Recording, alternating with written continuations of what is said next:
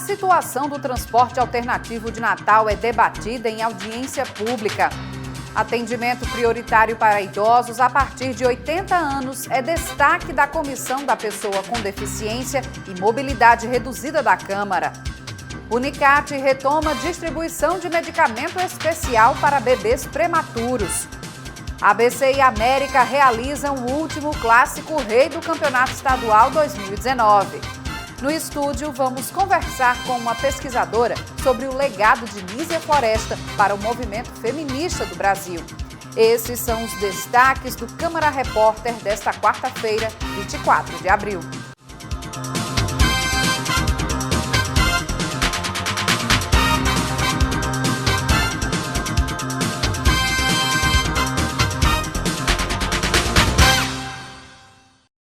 Olá! O Câmara Repórter desta quarta-feira começa com um aviso aos passageiros de trens.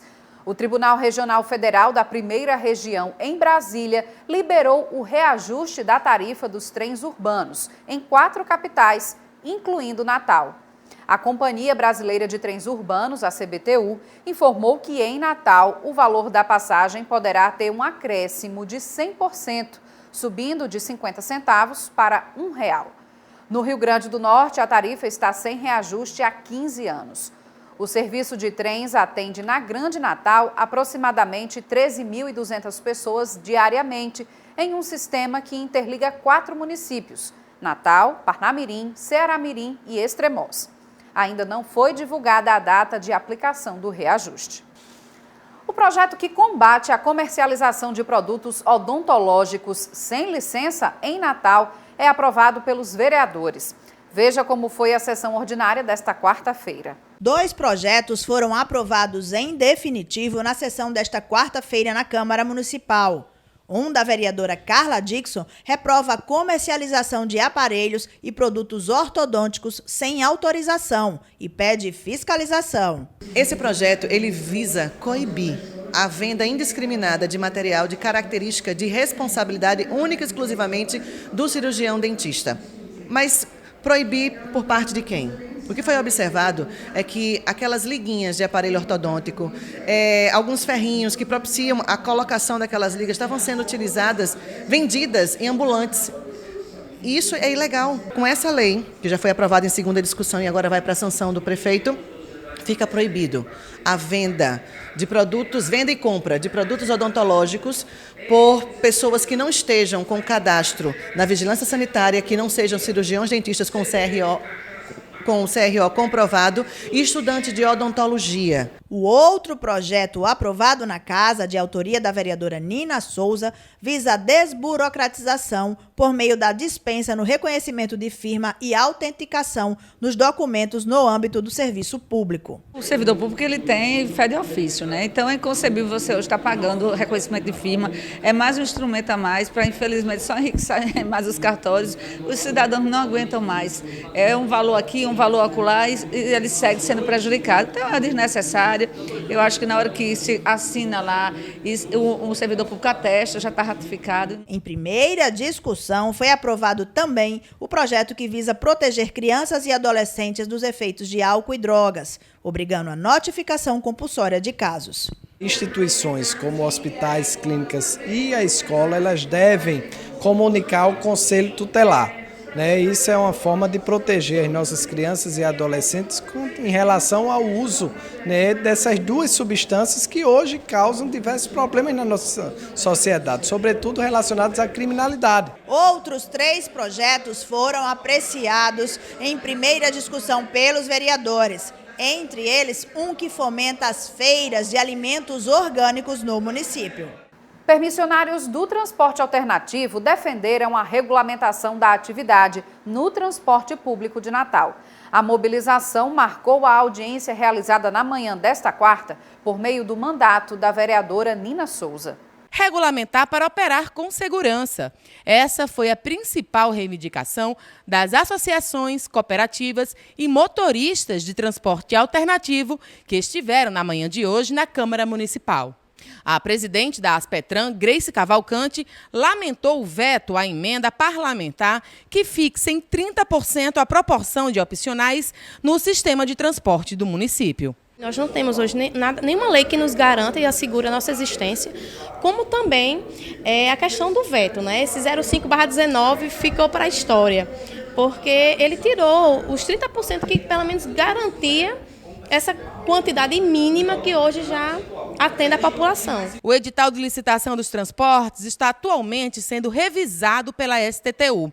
Hoje, 129 motoristas atuam no sistema complementar de ônibus. Os motoristas também questionaram o estudo sobre a demanda de passageiros nas zonas de Natal. A consultoria que foi licitada para fazer o estudo, né, o edital de licitação e o estudo, todo o estudo técnico, ela vai trabalhar para que haja, né, uma quantidade de opcionais, mas isso vai depender do estudo. Vários vereadores acompanharam o debate e se empenharam em encontrar uma solução para as duas partes. A gente sabe da importância dos transportes por alternativa em Natal. É um veículo de transporte que hoje atende milhares de pessoas.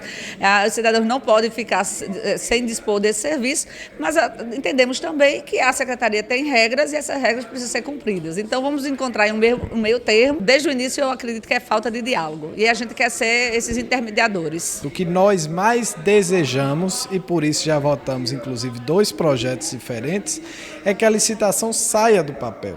Para que saia do papel, tem que se ter a famosa viabilidade econômica. Por isso, nós tivemos a iniciativa de realizar essa audiência pública, uma oportunidade da população, né, organizada ou não, levar às autoridades os problemas existentes no sistema, sobretudo a questão dos alternativos. Não dá para pensar o transporte urbano sem pensar nos opcionais, no transporte alternativo.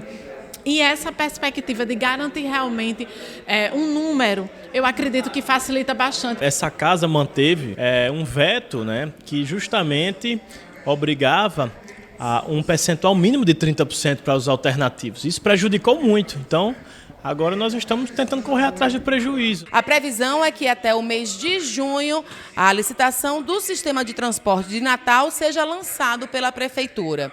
E o maior temor dos motoristas de opcionais é de ficar de fora do processo licitatório. Isso é algo que possa vir a ocorrer. Por quê? Sabemos que se tiver essa licitação agora, e se ela mais uma vez for deserta, aí sim abre-se brechas para se haver um acórdão. E nesse acordo é que vem nos preocupando bastante, porque aí, de fato, não tem nada que assegure a nossa existência, volta a repetir, e nada que obrigue ao poder público de nos colocar para atender a população.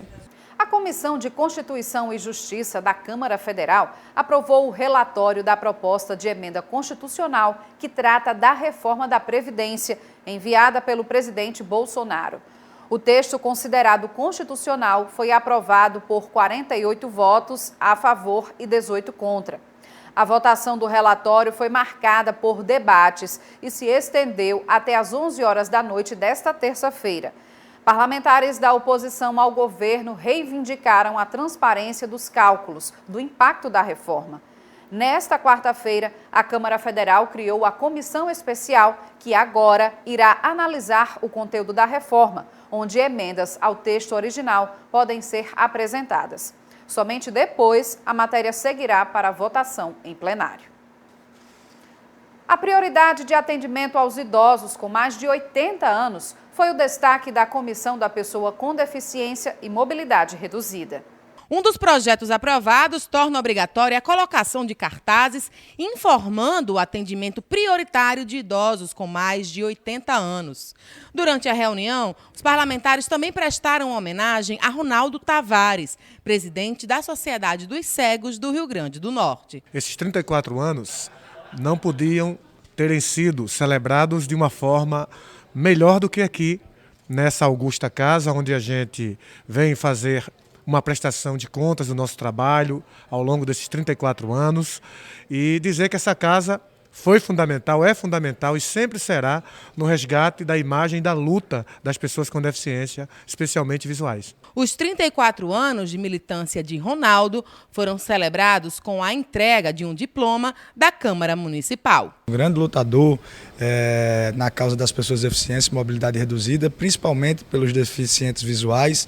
Também aqui assinamos uma moção de repúdio pela extinção do Conselho das Pessoas com Deficiência a nível nacional. Foi uma reunião muito produtiva, principalmente com relação à homenagem ao nosso amigo Ronaldo Tavares, um grande lutador das causas para as pessoas com deficiência. A presidente da comissão, vereadora Divaneide Basílio, também parabenizou Ronaldo pela iniciativa de enviar uma moção de repúdio à presidência. Hoje nós aprovamos na nossa comissão uma nota de repúdio à extinção do Conselho Nacional, e o próprio Ronaldo, nesse dia de militância, mais uma vez provando sua militância, sugeriu que essa nota de repúdio vire uma moção da comissão, e aí tivemos aí então uma dupla ação. A nota de repúdio que vira moção por proposição do próprio Ronaldo e homenagem pelo seu aniversário de luta e militância. Agora, fique por dentro da agenda legislativa da Câmara Municipal desta quinta-feira, 25 de abril. Os trabalhos legislativos desta quinta-feira, 25 de abril, têm início às 9 horas na Câmara Municipal. Uma audiência pública vai discutir o Plano Municipal da Infância. Os trabalhos serão conduzidos pela vereadora Divaneide Basílio. A partir das 14 horas, ocorre a sessão ordinária, onde serão apreciados e votados requerimentos e projetos. Já às 19 horas, na Associação de Moradores do Conjunto Serrambi, ocorre uma audiência, uma sessão popular, onde serão debatidos temas como o IPTU, a Academia da Terceira Idade e também a quadra de esportes do conjunto. A proposição é do vereador Klaus Araújo. Lá nós temos alguns pontos importantes a serem tratados. Colocamos uma emenda que já foi aprovada para a Academia de Terceira Idade, para a reforma da quadra, o vídeo monitoramento, que é a questão de segurança, esporte e lazer para o bairro, mas tem um ponto específico muito importante a ser tratado, que é a questão do IPTU. Lá o IPTU existe um desentendimento, qual o bairro, se é Neópolis, se é Ponta Negra, se é Novo Parnamirim, e existe uma distinção inclusive de valores. Simone Silva para o Câmara Repórter. E agora uma informação sobre a difícil recuperação dos postos de trabalho no Rio Grande do Norte. De acordo com o levantamento divulgado nesta quarta-feira pelo Cadastro Geral de Empregados e Desempregados, o CAGED, o Rio Grande do Norte teve um saldo negativo de 2.033 empregos em março deste ano. O setor da agropecuária foi onde houve a maior perda de vagas de emprego. No acumulado de 2019, o estado tem um saldo negativo maior, menos de 5.400 postos de trabalho. A Unicat retomou o fornecimento de uma medicação especial para bebês prematuros. A medicação, que é uma espécie de vacina para reforçar a imunidade, é aplicada exclusivamente em hospitais da rede pública, em Mossoró e aqui em Natal. O medicamento Palivizumab é indicado especificamente para bebês prematuros extremos, os nascidos com menos de 28 semanas de gestação, e aqueles com complicações respiratórias e doenças cardíacas. Ele previne a infecção pelo vírus sincicial respiratório. Esse vírus é um agente etiológico, que a gente chama, que provoca vários problemas respiratórios. No caso de crianças, o público-alvo seriam as crianças prematuras, extremas, que são de igual ou menor do que 28 semanas de gestação, e crianças com problema cardiológico. Desde 2014, quando começou a distribuição do medicamento nos hospitais com UTIs neonatal, o número de doses aumentou consideravelmente, de 48 em 2014 para 270 em 2018. O medicamento é administrado em 5 doses a cada 30 dias. A aplicação do medicamento para pacientes ambulatoriais é feita no CIRI, Centro de Referências de Imunobiológicos Especiais, que funciona no Hospital Giseuda Trigueiro, e também no Hospital Rafael Fernandes, em Mossoró. Para que as doses sejam aplicadas nos hospitais credenciados em Natal e Mossoró, é necessário que seja feito um cadastro do paciente junto à Unicat. A gente cadastra esses pacientes, né, que existe o protocolo das crianças com os documentos necessários, eles enviam para a gente cadastra nesse sistema, até porque para ter um banco de dados do Ministério da Saúde das crianças, com cartão SUS, com todos os comprovantes de que eles se encaixam nesses protocolos. A campanha da Fraternidade, que este ano abordou o tema Fraternidade e Políticas Públicas, chegou ao fim no domingo de Páscoa. Na manhã desta quarta-feira, a Assembleia Legislativa realizou uma solenidade para marcar a importância da campanha. A Câmara Municipal foi representada pelo vereador Dinarte Torres. Estimular a participação dos cristãos nas políticas públicas para fortalecer a cidadania. Esse é o objetivo da campanha da Fraternidade edição 2019, divulgada na Assembleia Legislativa por meio de uma sessão solene, de propositura do deputado Hermano Moraes. Trabalho, diga-se de passagem, iniciado aqui no município de Nísia Floresta em 1962, através de uma iniciativa de Dom Eugênio Salles e outros padres, e que ganhou dimensão nacional no primeiro momento, dimensão internacional, e que todos os anos valoriza um tema escolhido pela Conferência Nacional dos Bispos do Brasil. Esse ano, exatamente a questão das políticas públicas, né, da fraternidade e políticas públicas necessárias para que nós tenhamos um ambiente e uma sociedade mais justa. Todos os anos a CNBB apresenta a campanha da fraternidade como caminho de conversão quaresmal. A ideia é estimular as pessoas a vivenciarem um amor, para assim renovar a igreja e transformar a sociedade. A campanha da fraternidade foi idealizada no ano de 1961, quando 3 padres tiveram a ideia de levantar fundos para dar assistência a pessoas mais necessitadas. Cada ano traz um novo impulso, um novo dinamismo à ação missionária e evangelizadora. E agora a preocupação com as políticas públicas. Nós sabemos que o nosso país, esse país continental, com tantas realizações, mas com tantas dificuldades que a gente vê nesse cenário político nacional, todos nós fazemos parte, todos nós queremos um Brasil diferente e a igreja não pode se omitir essas políticas públicas, sobretudo nessa luta pelo direito e a justiça. Durante a cerimônia, a Arquidiocese de Natal e os responsáveis por conduzir a campanha foram agraciados com a entrega de uma honraria. O padre Robério Camilo falou sobre a importância da existência de um diálogo entre os parlamentares e os membros da igreja. A campanha é um período, tem um dia para começar e um dia para terminar. Então a campanha da fraternidade em si, ela começa na quarta-feira de cinzas e se encerra então no domingo de Ramos. Agora o tema da campanha, aí ele repercute durante o ano inteiro, de modo que eventos acontecerão durante o ano inteiro. Até porque o grande objetivo da campanha da fraternidade deste ano é chamar a atenção da população para as políticas públicas no sentido da participação, da sociedade civil organizada participar cada vez mais para poder garantir, de fato, a força e o poder que têm as políticas públicas. Representando a Câmara Municipal de Natal, o vereador Dinarte Torres falou que a campanha não faz distinção de religião e que pretende valorizar, sobretudo, a família. A fraternidade, nós entendemos que tem que estar no coração de todo ser humano.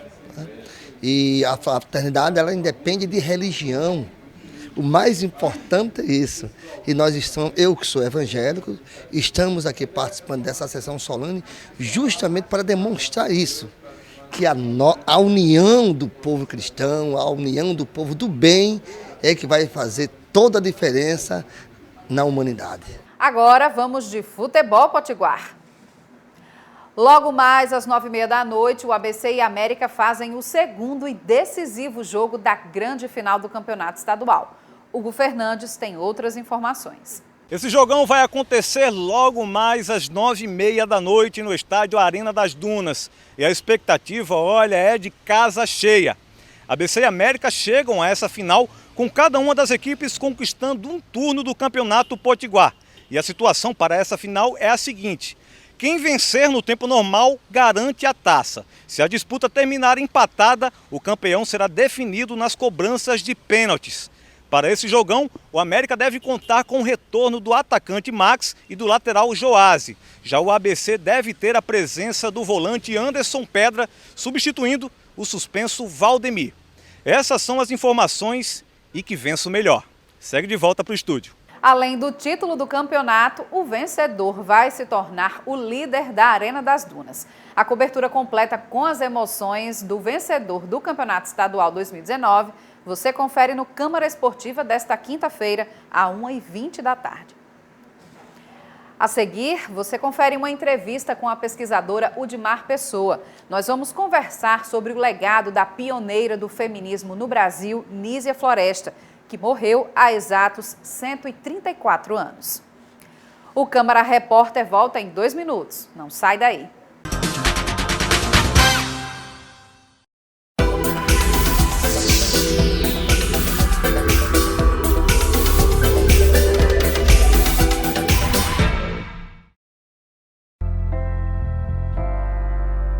Eu espero voltar para minha casa. Você sonha em voltar para sua casa? Você acha que isso pode acontecer? É uma realidade da vida, né? Nenhuma família vai querer um jovem que esteja num abrigo, que tenha vários perfis de adolescentes, de várias formas, várias vivências. Eu acho que é uma das coisas que eu mais sinto falta, que é da minha família.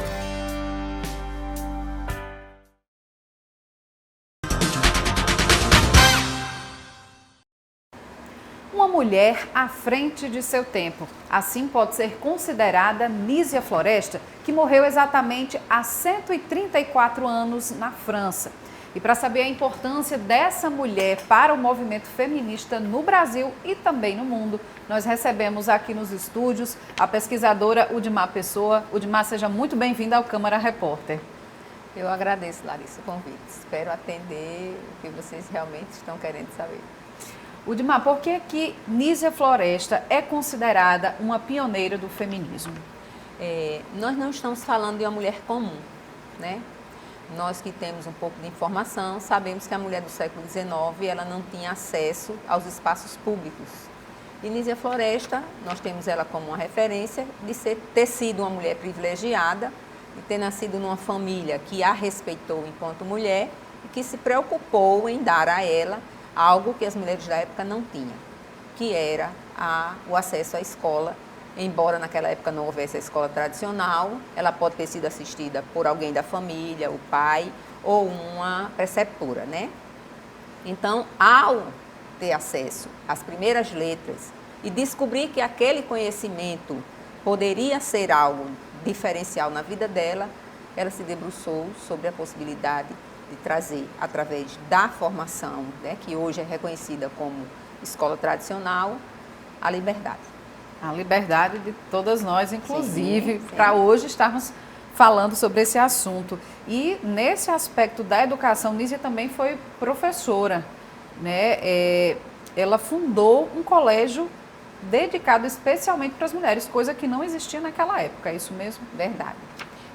A gente olhando o tracejado que Nísia fez, né, durante toda a sua vida, até chegar a esse exercício de criar a escola de mulheres, ela passa por várias questões pessoais da vida dela. Ela foi uma mulher que casou, né, como era tradicional na época, com um casamento arranjado. Em seguida, 1 ano e pouco dessa relação, ela não se identificou, né, e separou-se do marido, voltou para a família. A família a recebeu como algo natural e normal, que não era.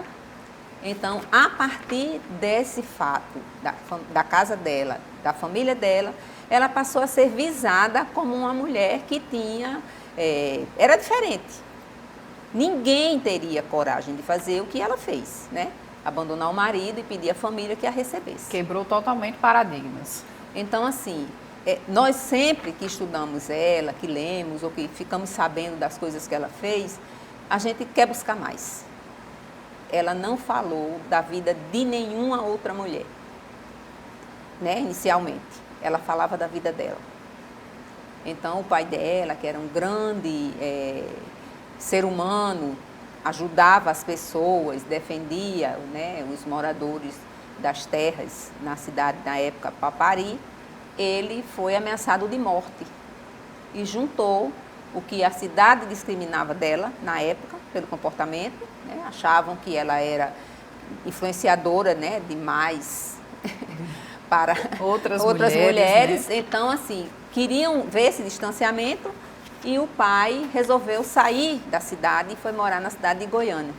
E lá em Goiânia, Pernambuco, resolveu colocar ela numa escola que existia lá na época, dita como tradicional, que ensinava as mulheres a bordar e a se comportar, né, assim, nos grandes salões, e línguas estrangeiras. Tentando, vamos assim dizer, domesticar isso, mais ou menos. Filha. O sentido daquela época realmente teria sido esse.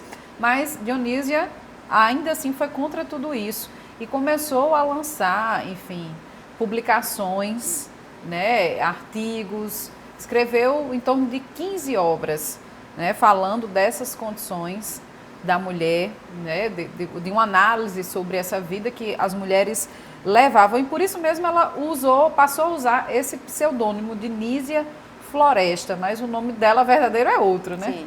Sim, Dionísia Gonçalves Pinto. Gonçalves Pinto, exatamente. E qual é a primeira obra que a gente destaca de Nísia Floresta? O que abriu, né, o universo dela para as letras e para a informação e para o que a gente chama de libertação da mulher, foi um livro que chegou às mãos dela, não se sabe como, de uma inglesa que falava de direitos das mulheres, falando de direitos humanos básicos. E ela se apropriou desse conhecimento, fez uma tradução livre, e nessa tradução, que tem o título de Direito das Mulheres e Justiça dos Homens, ela fala especificamente da condição subjugada da mulher, que só sairia se assumisse como um ser humano capaz, inteligente e voltado para o conhecimento que era ainda, né, das letras. Porque a mulher, na época do século XIX, que lia e escrevia, era uma mulher privilegiada. E a gente que hoje, pelo século XXI, sabemos que as mulheres só se libertam através do conhecimento. Ainda as letras é que fazem esse movimento de buscar, de querer e de realmente se libertar. E vendo, então, esse cenário mais contemporâneo, né, do século XXI, hoje, quando a gente vê as mulheres ocupando o mercado de trabalho, ocupando postos que antigamente só homens poderiam ocupar, ocupando espaço na política, por exemplo, como aqui na Câmara Municipal temos várias representantes, mesmo que no número ainda não paritário em relação aos homens, mas tudo isso é legado dessa discussão que Nísia Floresta levantou lá atrás, a gente pode dizer isso? Ela foi, na verdade, a grande referência, né, para o Brasil e para o mundo. Nísia está entre as 10 mulheres que mais lutaram e nos alertaram para buscar esses espaços. Nísia foi aquela mulher que, com pouca idade, disse: se você for, você não estará sozinha. Eu vejo o movimento feminista uma organização voltada para fortalecer as mulheres, de que elas estarão sempre sendo amparadas legalmente ou energeticamente por mulheres que querem mudar o mundo. Quanto mais a gente lê Nísia, mais a gente busca essa força de que, se ela fez, num período onde as mulheres só silenciavam, e ela se transformou em voz, nós podemos sim, ainda hoje, trazer as mulheres silenciadas para ter voz através do que nós fazemos e falamos. E a gente fala dessa referência de Brasil, como você bem colocou aí, mas Nísia também ela fez uma análise dessa situação também, dessa relação homem e mulher na sociedade, também em outros países por onde ela passou, né? Isso também a coloca numa referência no mundo, quando se fala do feminismo? Quem conhece mais profundo a obra de Nísia, o feito, né, a trajetória que ela percorreu, sabe que ela morou na França por muito tempo. Ela conheceu mais de 5 países, o que significa que ela era uma pessoa inquieta, que, né, gostava de explorar o mundo em si. E na França ela frequentou grandes rodas de homens intelectuais. A relação dela com Auguste Comte, né, que é tido como o pai do positivismo, isso traz ela para a referência do universo masculino como uma mulher de grande intelectualidade. Então, ela não fez, né, não era um ensino acadêmico como é hoje, sequenciado e progressivo, mas ela, através da leitura e do que ela produziu em suas obras, ela retrata de ter sido uma mulher bastante inteligente. E por toda essa intelectualidade, a partir principalmente desses novos conceitos que ela fomentou na sociedade, no que viria a ser um movimento feminista aqui no Brasil também, acompanhando os acontecimentos no mundo, a gente pode colocar a Nísia hoje num papel em que ela é vista de forma valorizada, ou ainda é preciso fazer mais? Por exemplo, a gente está aqui no Rio Grande do Norte, né, no estado onde Nísia nasceu, tem uma cidade que carrega o nome dela, que foi onde ela nasceu, onde era a fazenda antiga Papari. Mas você acha que esse nome, quando se fala em Nísia Floresta no Brasil, ele é uma referência que as pessoas de imediato identificam, ou tem faltado ainda uma maior divulgação, uma maior valorização? Larice, eu comecei a estudar Nísia tem, coincidentemente, 10 anos. E assim, foi algo inusitado. Eu fui para um evento internacional em Recife e lá chegando encontrei Nísia Floresta como patrimônio de Pernambuco. Eu fiquei desesperada. Eu estava acompanhada da professora Elizabeth Nasser, né, que quem conhece sabe que também é uma grande estudiosa. Uma referência aqui em Natal. E fiquei muito aflita e o tempo todo queria saber, querendo falar com ela, ela estava na mesa e aquilo foi me angustiando. E quando terminou eu falei: professora, Nísia Floresta nasceu no Rio Grande do Norte. Como é que ela se tornou pernambucana? Então ela foi me explicar. Minha filha, infelizmente, o estado do Rio Grande do Norte não reconhece Nísia com o destaque que ela merece. E nós fomos atrás disso. Então, como ela escreveu primeiramente nos jornais de Pernambuco, em Pernambuco nós encontramos a reprodução do que ela fez. Eu voltei para o Rio Grande do Norte e me somei a outras pessoas que pesquisavam Nísia para tentar, e venho tentando incansavelmente, fazer essa ressignificação da importância de Nísia, pelo fato do legado que ela nos traz, pela importância que ela tem no mundo e para ser a nossa, de fato e verdadeiramente, grande personagem dentro da história do nosso estado. Que é por isso, exatamente nesse aniversário de morte, né, dessa passagem dos 134 anos da morte de Nísia Floresta, é importante falar sobre esse assunto para que as pessoas, de certa forma, não só para as mulheres especialmente, né, que é todo o legado de Nísia, mas para que a sociedade trabalhe essa cultura da memória, principalmente. Infelizmente, né, o fato que eu tenho me dedicado ao resgate, né, patrimonial e da memória, não só das instituições, mas também de grandes, né, mulheres do nosso estado, a gente fica pensando que quando consegue fazer algo como tem sido feito, de Nísia Floresta estar mais discutida, de estar mais citada, de estar mais presente, de o movimento feminista jovem a reconhecer como realmente a grande precursora, que a gente já conseguiu o que a gente queria. Não conseguiu. Eu estou me somando a outras estudiosas e nós estamos assim querendo que realmente o Estado abrace e traga Nísia para dentro das escolas. Não porque é uma mulher que trouxe o feminismo, mas porque é uma mulher que merece ser estudada. Como alguém que foi alfabetizada dentro de casa, ganhou o mundo, escreveu 15 livros e disse às mulheres: o caminho é a educação. Eduquem-se e educarão toda uma nação. Essa seria a sua maior análise sobre esse legado de Nísia, assim, à luz, né, de tudo que ela publicou, que ela estudou. O que é que você poderia dizer hoje para as mulheres que muitas vezes não assumem esse papel de protagonismo das próprias vidas? Olhe, nós vivemos um momento muito delicado de autoafirmação dessa mulher na atualidade. né? A gente avança 2 passos e às vezes volta 3. As mulheres precisam saber que elas são, sim, as pessoas mais importantes da vida delas. E só com esse apego, com essa identificação e o amor próprio voltado para o que elas são e o que elas são capazes de fazer, as tornarão, de fato, reconhecidas como elas gostariam que fosse. Udmar Pessoa, pesquisadora e sempre buscando renovar os conhecimentos, não só sobre Nízia, mas sobre o movimento feminista também, de uma forma geral. A gente agradece a sua participação aqui no Câmara Repórter e reforça esse recado, esse pedido, né, que você fez aqui para que o Estado, né, leve esse assunto, paute esse assunto nas escolas, na sociedade como um todo. Abrace esse projeto. Isso. Muito obrigada, Udmar. Eu que agradeço.